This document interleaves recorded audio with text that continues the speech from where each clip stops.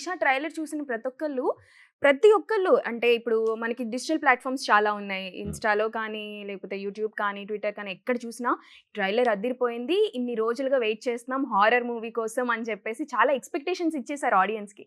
So, ఎలా ఉండబోతుందండి? ఎక్స్‌పెక్టేషన్‌కి మించే ఉంటుంది 100%.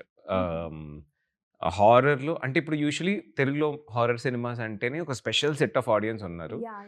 ఆహ్, చాలా వచ్చాయి. సో, డెఫినిట్‌గా మేము జాగ్రత్తగా చేసుకోవాలి. హ్మ్. వచ్చింది ఏదో దెయ్యం వచ్చిందంటే ఇట్ డజంట్ వర్క్. హ్మ్. సో, కాన్సెప్ట్ కూడా కొత్తదే. హుహు. ఎక్కువ చెప్పలేను కాన్సెప్ట్ గురించి. అందుకే ట్రైలర్‌లో కూడా మేమేం రివీల్ చేయలా. హుహు.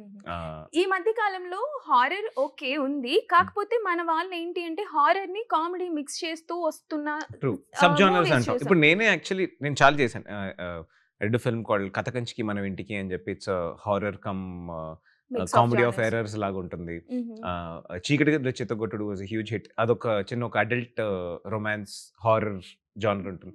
ఇదేంటంటే ప్యూర్ హారర్. ఓకే. ఓకే. ఆహ్, యాహ్! ఇంటెన్స్‌గా ఉంది. చాలా యాహ్! యాక్షన్ పరంగా హ్మ్. షార్ట్స్, బీజీఎం బాబోయ్! అండ్ ఫస్ట్ మనం ఆహ్, హాలీవుడ్‌లో గాని, బాలీవుడ్‌లో గాని, మలయాళంలో వచ్చినా కూడా చూస్తున్నాం. హుహు. ఆహ్, 'నన్' అని ఒక సినిమా వచ్చింది. 'Nun', 'It', there is 'Evil Dead', there are so many films 'Exorcist' ఇవన్నీ ఏంటంటే ప్రాపర్ హారర్ ఫిల్మ్ స్టార్టింగ్ నుంచి ఎండ్ వరకు ఆ హారర్ మూడ్‌ని కంటిన్యూ చేసేటట్టు ఉంటాయి. 'The shining.'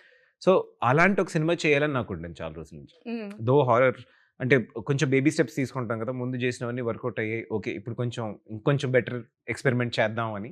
హ్మ్.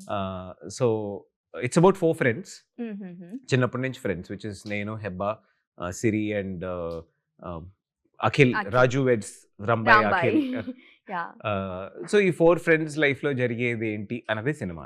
యాహ్! ట్విస్ట్ అదే ఉండబోతుంది అని అర్థమైంది. సిరి ఫస్ట్ టైమ్ మొత్తం ప్రెగ్నెంట్ లేడీతో కనిపించారు కదా! ఆ ట్విస్ట్ అనిపించింది. సో